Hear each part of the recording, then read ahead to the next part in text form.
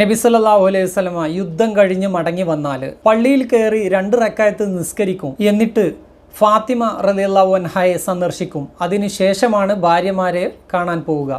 ഒരിക്കൽ ഒരു അയൽക്കാരി ഫാത്തിമ റളിയല്ലാഹു അൻഹയ്ക്ക് 2 റൊട്ടിയും കുറച്ച് ഇറച്ചിക്കറിയും കൊടുത്തയച്ചു. ഫാത്തിമ റളിയല്ലാഹു അൻഹ അതൊരു പാത്രത്തിൽ വെച്ച് മൂടി കൊണ്ടുപോയി കൊടുത്തു നബി സല്ലല്ലാഹു അലൈഹി വസല്ലമ തങ്ങൾക്ക്. നബി സല്ലല്ലാഹു അലൈഹി വസല്ലമ തങ്ങൾ പറഞ്ഞു, ഫാത്തിമ, ആ പാത്രം തുറക്കൂ. ഫാത്തിമ റളിയല്ലാഹു അൻഹ തന്നെ ആ സംഭവം വിവരിക്കുന്നത് ഇങ്ങനെയാണ്: ഞാൻ പാത്രം തുറന്നു, നിറയെ ഇറച്ചിക്കറിയും റൊട്ടിയും ഞാൻ കണ്ടു. ഇത് അള്ളാഹുവിൽ നിന്നുള്ള ബർക്കത്താണെന്ന് എനിക്ക് ബോധ്യമായി. നബി സല്ലല്ലാഹു അലൈഹി വസല്ലമ ചോദിച്ചു, മോളെ, ഇത് എവിടെ നിന്നാണ്?